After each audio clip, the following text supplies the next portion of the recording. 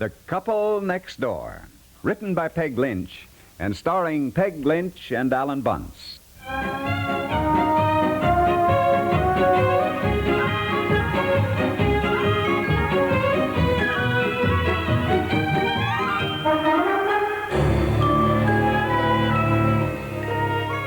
Hello, dear.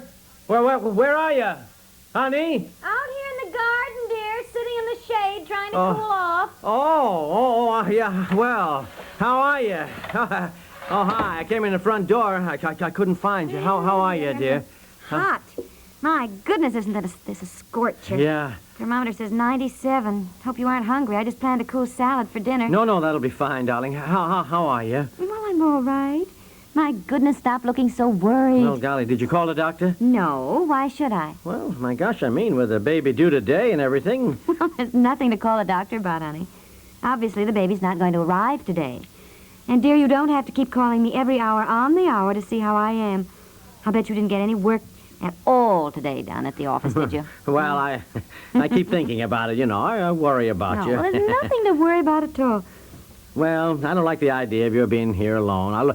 Anyhow, I wanted to tell you, I called Mother to see if she couldn't come and stay with you. Called your mother? Why, Yeah. honey, that is just nonsense. I am fine. Well, she couldn't come. And Anyhow, Dad's arthritis is acting up, and Aunt Effie's busy taking care of Grandma, so... Well, she suggested I call Aunt Martha. Aunt Martha? Yeah, well, honey, you no, need somebody dear. here to be with you now. You shouldn't be doing any work at all, just resting and relaxing. Well, I know, and but... not have anything to worry about. Well, I'll tell you one thing, dear. With all due respect to your Aunt Martha, she is the last person I'd want to be with if I needed rest and relaxation. She is without that... Honey, What do you mean, shush? Sweetheart, I called her in Pine City this morning and asked her, and, well, she was just wonderful about it. You didn't ask your Aunt Martha. I mean, why, dear, would you... Well, yeah, honey, she arrived on the 5:30 bus, honey, and I'm trying to... Oh, there she is. Surprise! See, out in the guest room window, honey. I took her up. Oh, hello, Aunt Martha. Well, my goodness.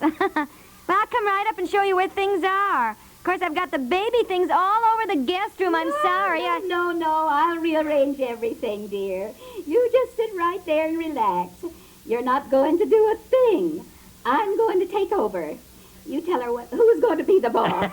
Yeah, okay, Aunt Martha. Oh, boy, I feel a lot better knowing that you won't have a thing to do but rest and relax until the baby arrives.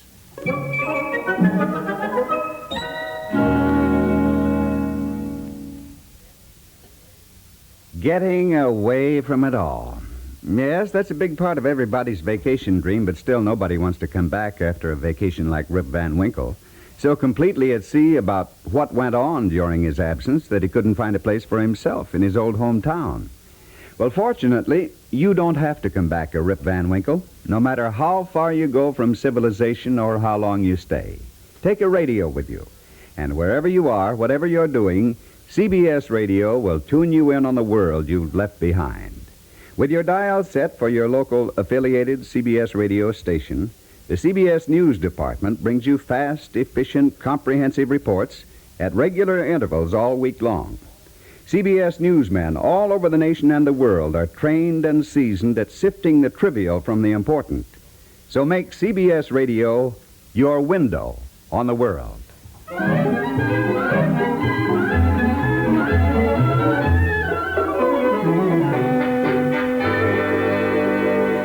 Look at her. Why, just look at her. What do you mean, Aunt Martha? She looks fine. Fine. Why, she's downright skinny. Oh, I hardly think you could call me skinny, Aunt Martha. Skinny as a beanpole. Why, to look at you, nobody'd ever know you were expecting an addition to the family. Well, that hasn't been my experience, Aunt Martha. In fact, for the last 6 months, people have thought I was going to have it any minute. Well, I'm certainly going to fatten you up. Fatten me up? I'll have to watch my diet. I was only supposed to gain 20 pounds at the most, and I'm afraid that I put on much. Nonsense. Don't believe in that at all. You're eating for two. Yeah, Well, I guess the doctors have different ideas now, Aunt Martha. Aren't you hungry? Oh, I'm always hungry. There, now, you see? Well, I'll have dinner ready in about an hour. You just show me where you keep the things. Well, we're just having a salad tonight, Aunt Martha. A chef's salad, and I have it all made, dear. What's that? Well, it's lettuce, Swiss cheese, and then I cut up some cold-boiled ham and boned chicken, tomato, mix it up with Italian dressing. Well, you can still have your salad. I'll fix the dinner. But that is the dinner. Just salad? Well, some rolls for all of you. I'll have Melba toast and then some melon for dessert. Well, I never heard of such nonsense in my life. What did you do with the big blue suitcase? Oh, I took it up to the guest room. Oh, well, bring that down again to the kitchen. That's filled with food. With food? Food? Well, you didn't have to bring food, Aunt Martha. Right after you called this morning, Effie and I got busy and did some baking and some cooking. Fixed cinnamon rolls and cornbread. Oh. I fixed a ham, some fried chicken, and made some nice thick potato soup. That'll be good for you. Oh, well, Aunt Martha, really, You bring down that suitcase so I can put the things in the icebox before they spoil. Oh, well, all right, Aunt Martha, I'll get it. Now, you show me where things are in the kitchen. Come on. As soon as I know where everything is, I won't have to bother you at all. You can just rest. Well, to begin with, I'm fine, Aunt Martha, really. I'm not helpless at all. And I certainly don't want you to think I have to be weighted on hand and foot. Now. You got to take care of yourself. Well, but I... You just show me where everything is. Knives and forks in here? Well, yes. Where do you keep the kitchen things? The paring knives and large spoons and all that? Well, in this drawer over here. Oh, yes. Now, where's the flour, the salt, the sugar, and the cinnamon, and things like that? Well, they're in that cupboard right there. Pots and pans down here? Yes. And where do you keep your roaster? Well, I kind of put that away. I don't roast a lot during the real hot weather, Aunt Martha. It heats up the house, so, you know. Well, where do you keep it? Well, I put it down there in that cupboard in the back. Now, just show me where you keep your dishpans and your soap and your dish towels. Well, I do have a dishpan, but I don't use it much. When I wash dishes, I do it right in the sink and use this rack to set them in, but mainly I used my Christmas present last year, a dishwasher, right here. Oh, well, I don't think those dishwashers get the dishes clean. Oh, they do. They're marvelous. Just set the dishes in here. See, the plates go down here, cups and saucers around the top here, and then this is for glasses.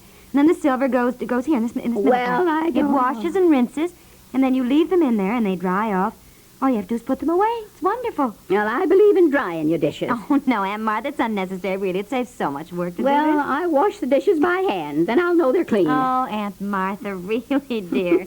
Oh, there you are, dear. You got the suitcase, I see. Yeah, you are. Thank you. Now I think I can find everything. Now, you two just get out of the kitchen, and I'll get dinner. We're going to start with potato soup. And then we'll have fried chicken, and I'm going to fix corn fritters. Nice hot homemade biscuits. And for dessert, we're going to have a triple-layer blueberry shortcake. Now, how does that sound? Oh, well, it Sounds wonderful. Yes. But isn't it a little hot today, Aunt Martha? I mean, so much rich food, and what he means is, we hate to have you slaving over a hot stove when the weather's so terribly hot anyhow, Aunt Oh, Martha. I don't mind it at all. Fact is, I don't mind the hot weather. I don't even notice it. Lord gave us sunshine. He meant us to enjoy it. He didn't mean us to put in air conditioning, so she can't even go to the movies in the summertime without freezing to death. Well, air conditioning's pretty nice, Aunt Martha. I mean, sometimes it isn't regulated properly, Well, but... I don't go for all these modern contraptions. I see you got an electric fry pan, too. Oh, yes, I wouldn't be without it. It's just wonderful. Well, I still say there's nothing better than a good old heavy iron skillet. Wish I'd brought mine along. Don't know how I'm going to manage here. Can't even judge the oven. Well, there's a thermostat on it, Aunt Martha, right here. So you just turn it to the one. I'm used to mine, of course, but Well, you have an electric stove. Aunt Effie bought one. I know, but for baking, I still use Mother's old kitchen range. Nothing better than a good slow wood-burning fire. Well, you two get out of the kitchen now. I'll do the best I can.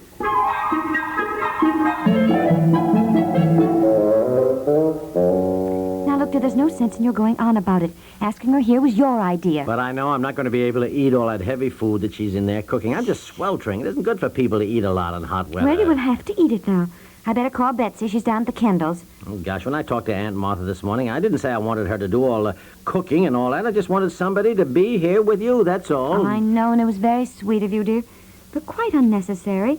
However, she's here and doing the best she can to help, Ellie, so I let's just thought it would be good for her, too. She spent most of her life in that dinky little town. She never goes anywhere. I know. My gosh, what? What is it? What's the matter? happened? Aunt Martha, What is it? What's the matter? Come here. What is it? What is this thing? What? Oh, my heavens. What's happened? It's the garbage disposal. What? Oh, it's the garbage disposal unit. What did you do? I didn't do anything. The water wouldn't go down the sink, and I just turned that little middle part, and all of a sudden this terrible racket. The garbage disposal, Aunt Martha, cuts up the garbage. Turn it off, dear. You must have dropped something in it, Aunt Martha. It doesn't sound right to me. Turn it off. There. Oh, well, really, what a terrible thing to have in your sink. Well, it's a wonderful thing. It's for garbage, Aunt Martha. Ordinarily it doesn't make a racket like that. Did you drop something in it? I certainly did not. Garbage disposal, indeed. Scared the life out of me. Are you getting so high and mighty you can't wrap up your own garbage like other people? Oh, no, Aunt Martha, look here. The minute you insisted on going away to college, I said, mark my words, he's going to be too fancy for the rest of us. Going away to college had nothing to do with my buying a garbage disposal. If you'd gone into the hardware business with your poor father, you wouldn't... My father wanted me to go to college as you and Aunt Effie and Uncle George and Grandmother who raised all the fuss. Please, well, now, both of you, will you please? We'll return to the couple next door in just a moment. You know, not all crowns lie heavily on the head. As the number one man or woman of the radio kingdom, you'll have to admit the royal life is an easy one. And what makes it so is the way in which the station you're listening to now and many others like it have joined together with CBS Radio to bring you the best in entertainment on either coast. Robert Q. Lewis carries on hilariously in New York. Bing Crosby sings his songs in Hollywood. And with equal ease, you can move from one news source to another as CBS Radio's vast network facilities dismiss the miles between news stories. London, Paris, Bonn, Rome, and Tokyo. On CBS Radio, they're all only moments away. But best of all, you can put CBS Radio in any room, in your car, even in your pocket. The smallest transistor radio is all you need to keep worlds of news and entertainment at hand, worlds which CBS Radio, with its network facilities, puts at your disposal every day.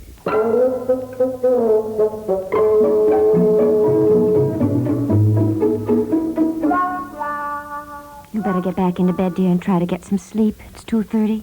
How do you feel? Oh, well, as can be expected. Want some more bicarbonate of soda? No, thanks. Oh, how's Betsy? Well, I finally got her back to sleep. Neither of you should have had all that heavy food. It is much too hot. How come you're all right? I guess I have an iron constitution. You're not getting much rest, nursing the two of us half the night, which was not exactly the idea when I asked Aunt Martha to come over here. Quarreling with her like that and all through dinner, really. Look, she started it. Anyhow, I apologize. I guess we're both nervous and kind of edgy, and you know... Well, I should like to remind both of you that I'm the one who's having the baby. Yeah. And I'm not nervous or edgy or upset, yet. But I hope my kitchen isn't ruined. Aunt Martha must have dropped something in the garbage disposal. This doesn't work at all. I shall have to call somebody tomorrow, and she put the electric coffee pot in the dishpan, so she's ruined the heating element. Oh, my gosh. Honey, you think maybe the baby will arrive tomorrow? Well, I don't know, dear, but for your sake and Aunt Martha's, I hope so. Now, for goodness sakes, dear, relax and try to go to sleep. Huh? Yeah, well, I feel all right, you know, but it's the waiting, you know? Yes, dear, I know. Good night, honey.